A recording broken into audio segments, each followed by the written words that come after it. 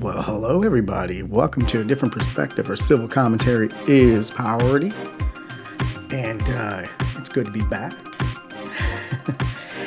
We had 2 days of a winter blast here in Texas, and we made it out. The grid it served its purpose. And we were still, in the back of our heads, we were like thinking, well, we're having a lot of new people coming to our state. We're wondering if that's going to strain our grid a little bit, but you know what? Everything came out to be okay. So let's go ahead and discuss today's topic of discussion. So let's just jump right in.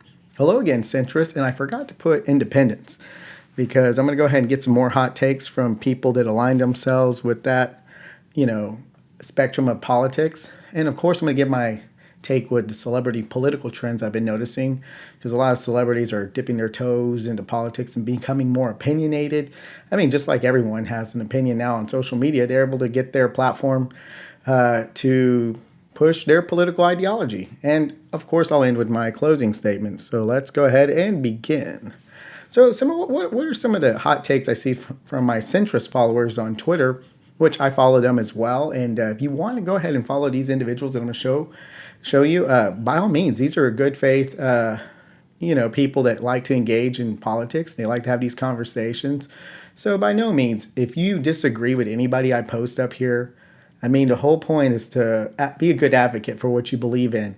And by degrading people, you're not going to be able to convince too many people to see things your way. So you're probably curious before I get started why you got shades. Well, if you saw the image that I put out for my video, you had Jordan Peterson wearing his shades on Twitter and getting in a tux ready for the Joe Rogan podcast. And I was like, what? That's a little bit much. Joe Rogan's very casual. He doesn't really get, too formal. So just seeing that just made me think, okay, yeah, it's a goofy take. It's a friendly banter. Do I agree with Jordan Peterson? No. And it just seemed on that 4-hour podcast, Joe Rogan was just like, ho, and you're in the tux. And, there was just some points of disagreement that was obvious because Joe Rogan was disagreeing with him and even fact-checked Jordan Peterson a couple of times. And there was a theologian that fact-checked Jordan Peterson's religious takes too. So it's just really crazy how people get caught up in their own success and they just get lost, especially to be more specific when he was talking about climate. And Joe Rogan is an environmentalist. He likes to be proactive with policy that help save the planet. And you can see that there was just like a civil disagreement to agree to disagree on that topic. And also how Jordan Peterson was talking about we should just go ahead and give corporations the power to do what they need to do so they could just pull everyone out of the issues that we have right now in our economy. And that's what we've been doing. And you see H-1B visas being exploited, companies relocating to other countries, the gig economy that we have right now so people don't get benefits. That's due to having corporations do what they want to do, buying off politicians so they could do stuff like that. So I really don't agree with Jordan Peterson's take of how to solve all these problems we have in our country and the economy and globalization. They're just wanting to capitalize on their profit, maximizing profit, exploiting cheap labor. So, yeah, I think regulations is good to make sure they're held accountable and they pay their fair share of taxes. So, hello again, centrists, independents. Let's go ahead and see their takes. And I've always seen a pattern. We're going to go ahead and talk about one centrist take. They really like decorum. And this will illustrate my point that I've seen throughout online conversations. So this is one of my good buddies, Clay. He is a guy that's full of positive vibes. I'm going to take these shades off. I look ridiculous. You know what? I'm not trying to look cool or extra spiffy with you guys. I'm just a normal dude. So anyways, he really emphasized like the decorum factor that many people, value. And so let me go ahead and read this tweet. In my opinion, we just need to try our best to express ourselves with civility and be sure what we're expressing is coming from a place of compassion and forgiveness rather than anger and resentment. It's the Novocaine strategy. Just give it time, always works. So the next tweet will put context to what he's trying to say. I voted for Trump twice. Obviously, he's not a fan of the rhetoric that came from Trump. And he also had mentioned something that he didn't agree with Biden, calling that one reporter an SOB. But Won't vote for him if he runs in 2024. But I also wouldn't vote for Joe Biden, Hillary Clinton, Kamala Harris, and Pete Buttigieg. So do you think I just shouldn't vote, refuse to play the game, or am I playing the game even if I don't vote? And you know what, Clay? It is a game. It's politics. Unfortunately, you just have to think what's going to be best for you. And one of the things that helps me is just look at things on policy instead of party. I have my underlying goals, and I made a video showing how distributing wealth with taxation might help us achieve that economic prosperity we had in the past. And that's considerably going to be more toward left leaning policies. So if you don't feel like things are happening your way with either side of the party, you just got to see where you get more from. Now, I know personally you have 4 kids or going to have 4 kids. You have 3 already, and I have 2. I benefited off of the Joe Biden administration with that child tax credit. And what people don't realize, it's not a universal perk that goes to everyone. It goes to parents. And I understand the frustration with people that are not parents. They're like, well, I didn't get that check. And I think those people were probably not as vocal when Trump gave that $2,000 out because everyone got it. And it stimulated the economy because when regular people get money, it gets circulated back in the local economy. Smaller businesses see that revenue. People are going to be willing to go out more and spend their dollar. They have disposable income. So that helps the communities that people get checks at. And to be honest, if you don't like the idea that parents got more money, we also spend significantly more money than people that don't have kids. Trust me, just look at childcare alone. So the expense of being a parent is significantly more, and it's been inflated through many years. And that's one of the things I feel like generations before don't really realize that, because you'll get them saying, hey, are you going to have another one? You're going to try to have a boy this time? I was like, are you serious? You serious? It's expensive, so no. We're happy for what we have, 2 daughters, and that's cool with me. So anyways, yeah, I think, Clay, you probably benefited more with somebody that's aligned with Joe Biden. So if you just feel based on rhetoric and decorum he doesn't meet your standards, try looking at policy. That's what helps me. And I'm not a fan of Joe Biden, but I'm not going to vote for someone that doesn't benefit me more. So that's just how I look at it. So let's go ahead and look at another take. This person identifies as an independent, and he follows me and I follow him because we want to keep those conversations going, make them civil. And it's important that we have these discussions. So I'm going to go ahead and look at a misconception that he points out. And he doesn't know me that well because he just recently followed me. So, he doesn't know me. So let's go ahead and read his tweet. No. Oh, I asked him if he's a right-leaning person. He goes, no, I haven't voted right in 2 terms. But you left-wingers just can't understand why someone wouldn't like Biden. I find that strange and hilarious at the same time. And that is no misconception on my part. Dude, I don't like Biden, but I just benefit more from him. So I voted for the person that's going to, do more for me. And when I say that, it does sound selfish, but when I get disposable income, I go out to local restaurants more.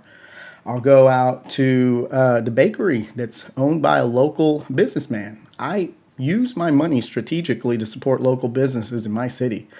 I do that intentionally. And when I have a little bit of extra, I'll take the girls out to the bakery that's just downtown and we'll get something and, we'll put some money aside to go on vacations because, that's what people do when they have extra money. They stimulate the economy. So, yeah, I hear you, dude. There's some vocal minorities out there that, they're not good advocates. So that's all I can say about that. And here's another take from him. He goes, I constantly get attacked for being Trump all the time. And I have to explain that I didn't vote for him. And nobody understands that you can dislike a politician or two at the same time. I agree. I have no excuse for anyone that's just generalizing you in a group because you don't see how they see things. And by no means, that's how I am. But, people like Scott and Clay, and my friend James, too, they really don't like AOC. They feel like she's just not a really good representation. And maybe I'm generalizing, but I've seen things from James and I've seen things from Scott. I have yet to see Clay really, get on AOC's case, but I wouldn't be surprised if their opinions are on the negative side when it comes to AOC. So let's just look at a small example of that. When people took pictures of AOC in Florida, she claimed Republicans just wanted to meh, meh with her, which was about as ridiculous as her getting elected. AOC spent 2 weeks in the forbidden Florida zone. Do you remember that? Yes, I remember that, Scott. And my response to that is very, very simple. Super, super simple. And yeah, I don't care. I don't care where AOC decided to go. All I care about is her advocacy of policies that I want. And that leads to something that was said by Scott, because he knows that AOC advocates for a living wage. And she was talking about we need to pay people a living wage. And he was like, oh, well, what do you pay your interns? And AOC has always advocated for $15 an hour as a living wage. And she pays her interns $15 an hour, dude. I think she did that since 2018. So it's just one of those things that we need to have those conversations and not be punks about it.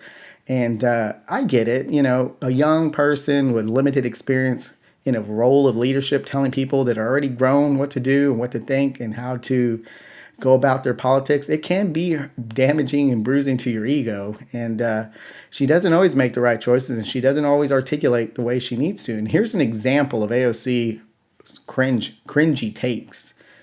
You know, here she is fake crying crocodile tears. And I think it's just a good example of how you have to grease the wheel a little bit as a politician to get what you want.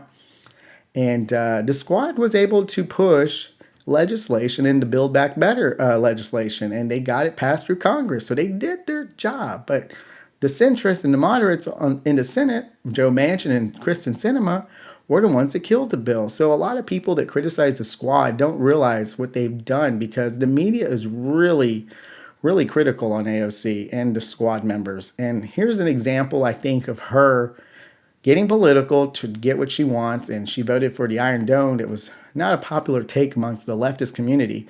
So she had to make a scene and cry and get hugged. And the pictures are pretty cringe. I mean, she could have just been like, you know what? Yeah, I voted for it. But, you know, I have to do stuff to make sure I get stuff done.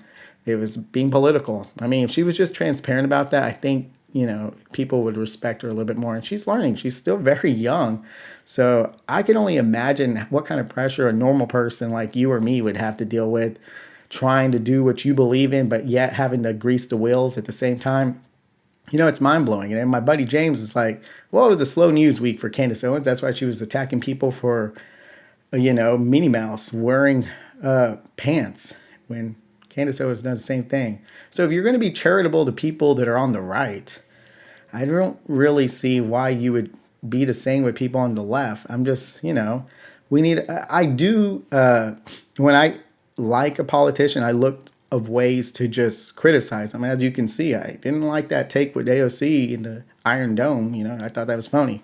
So I don't think a lot of people on the right do that as much, because they allow that hyperbolic behavior from Candace Owens. Like, if you try to debate that woman, she would scream the whole time. You would have a rebuttal. That's all she does, is yell at your face. I've seen it many times. And when she has an opportunity to debate, politicon, I can't say that correctly, she didn't show up. So it's like crazy. And I have my daughter calling me in the background. So if you excuse me, I'm going to go ahead and address my daughter's needs.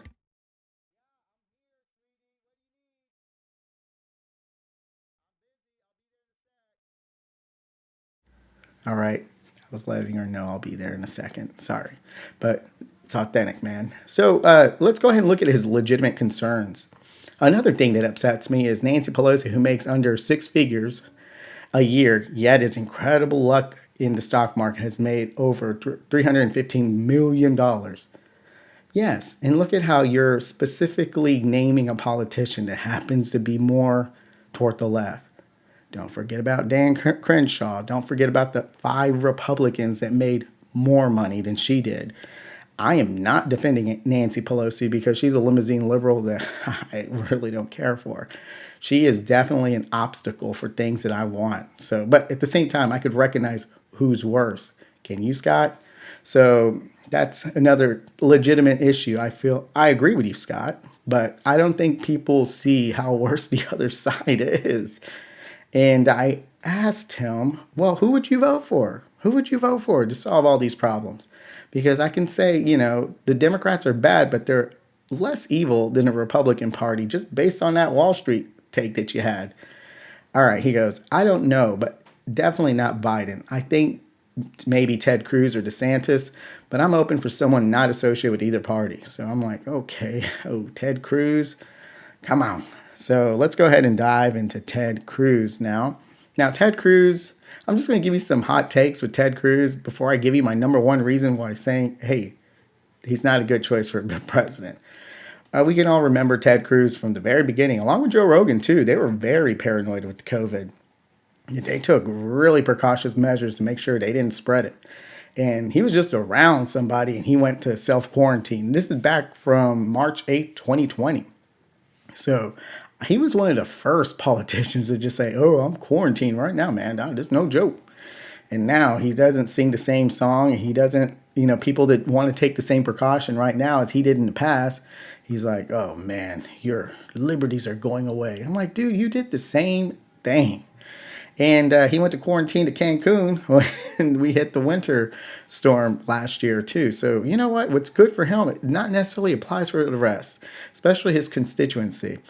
And when he was trying to be a tough guy, when he was running against Trump, he was like, you know what? I'm never going to go ahead and concede to Trump or help him win an election. But most people aren't nerds like me when it comes to politics. The Mercer family is a family that donated to both the campaign of Ted Cruz and Donald Trump. When Trump won, the Mercers backed Trump wholeheartedly, and they demanded that Cruz do the same. And Cruz was playing hardball and said he wouldn't do it until they said, we're not going to fund you anymore in your Senate race. So they made him do some phone banking for Donald Trump. And you could just see that look on his face. That's not a sign of strength right there. So, yeah, Ted Cruz. And also there's a cringe video when he was 18 saying he wants to rule the world. I'm sure if you do a YouTube search, you'll find it somewhere. And it's just like, it just shows you his true character. And this is the number one reason why I don't think Ted Cruz would make a good president, because a lot of people are saying, yeah, politicians are bought off. That's how the swamp makes its will be to power. And here's Ted Cruz advocating for unlimited campaign cash. Money absolutely can be speech. So if you continually want to see the swamp ruling our politics, vote for Ted Cruz, Scott. I strongly suggest against that, but there's my argument and proof provided. So Scott is a guy that has justified outrage due to the corruption on both sides. But there's one side that's, I know it makes people upset, the picking the best of two evils. But that's the best way we could still push for change, because it's going to be harder to push for change if you have people like Ted Cruz in power. And he also mentioned DeSantis. And I really don't know much takes of DeSantis because I'm not from Florida. But, even in Ted Cruz in Texas, he's the person that's Californiaing our Texas. He's luring all these coastal states to move because we have more freedom here. Bring your business here. There's less regulations here. And then you can see all those things he posts on Facebook that are enticing people to move. And all his constituents are saying, no, don't say that. And he doesn't care because he knows you're going to vote for him anyway.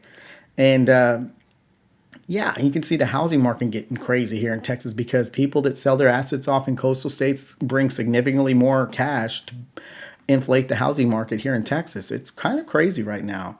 And how much the prices have gone up, I'm like, whoa. It's a seller's market for sure, but it's definitely not a buyer's market if you're a Texan. So, and, when people like to claim how great Texas is, I mean, I guess if you're a GOP politician, let's go ahead and take a look. I know you don't see as much blue here, but all these red areas are small rural counties compared to all the metropolitan areas that have a lot more people. And all those blue areas, Dallas, Fort Worth, Houston, Austin, San Antonio, the port cities, and all those places where they bring more revenue to our state and Ted Cruz likes to take credit for, are all blue regions. So it's just really interesting how people that are saying Texas is awesome and not realizing, giving credit to the people that are voting blue. It's just like, you can't take credit for something that you had nothing to do with. And those are the areas that bring in the revenue for Texas, and and those are the most populated areas in Texas. I mean, that Bible Belt rural mentality is not making Texas what it is. I mean, hey, I like traditional values like the next guy, but you know what? If you want to talk about how awesome we're doing economically, it's not because of those regions. It's because of the blue regions. And I think Florida is similar.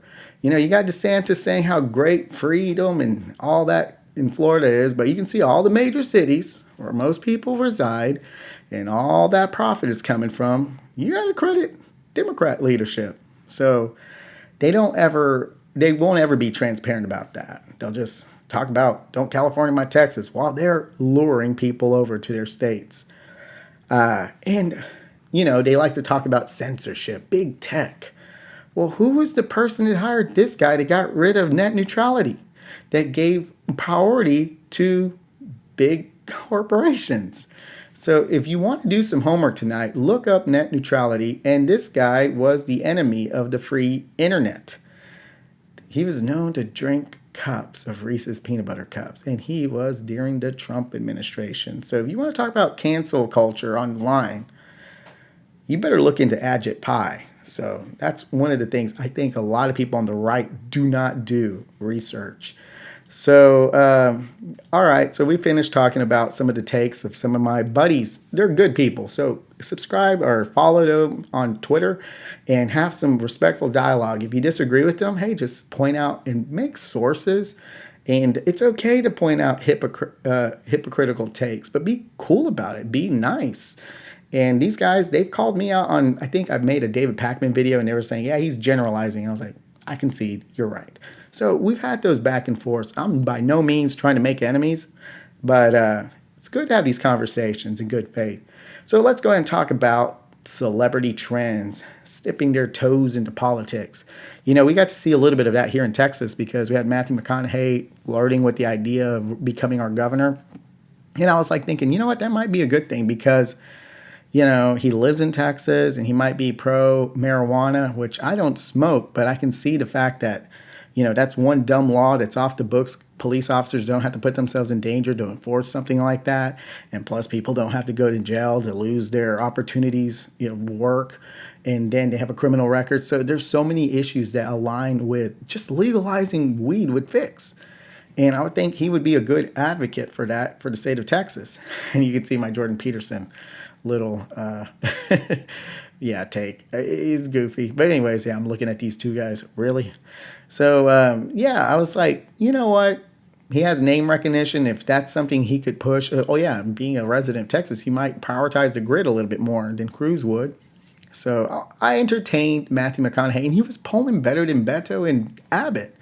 So I was like, hey dude, do it. You're right, there's issues that need to be resolved, and if you have a sense of urgency, do something about it. And then you have The Rock. I mean, The Rock's one of my favorite wrestlers, along with Goldust and Kurt Angle. I mean, he's awesome and as a professional wrestler. Now, as a politician, he, like Matthew McConaughey, would stress the division, how the country needs desperate help to unite, to just see how important it is to do something about it. But both these celebrities like their celebrity vibes. They like being loved, admired. And if you're becoming a politician, you're going to have a lot of people that no longer love you. And I think that's what really bothers them. So if they had some sense of urgency, do it. I mean, if you really cared about the country because there's a lot of issues that you felt that you could use your platform to fix, do it. But if you have no sense of urgency and you want to be a leader, you're not a good leader. I mean, because another issue that I have with these two, they never had a platform of policies that they really wanted to advocate for. So I'm just like thinking, well, they just want to run on platitudes and name recognition then. And that's usually not a good combination. So anybody that just uses name recognition and has no beliefs that can be defined with policy, they have potential to just make things worse, because if they don't make things better for people, you can't just magically sprinkle platitudes to unite people. I mean, the likelihood of that changing the economy, it's really something that I really don't see that could be happening. There's not anything that people's elbow can do to fix the country. You have to have policies. And these people do not stress any policies. So that bothers me. So that's pretty much my take with celebrities. Their platitudes. I need policy. I don't want to hear your platitudes. And then if you don't have sense of urgency when you claim that there's so much division, that's not a good characteristic of leadership. So, in closing, I went over some of those takes from my centrist friend Clay. And like I said, follow the guy. He's very positive and he's a good, decent dude. So be kind. And also Scott that likes to give his opinion, very opinionated. And he's a very decent dude. So be kind. And also my friend James on Twitter. These are all people that we have good conversations, and I want to keep that relationship. And perhaps one day they could be a guest on my little podcast. And speaking of guests, I have something set up later on, and that's going to be exciting. So we'll go ahead and be able to get an opinion of somebody else. I'll keep that a surprise. So I'm looking forward to that. And you know what? Like always, that'll be it. And you have a good one.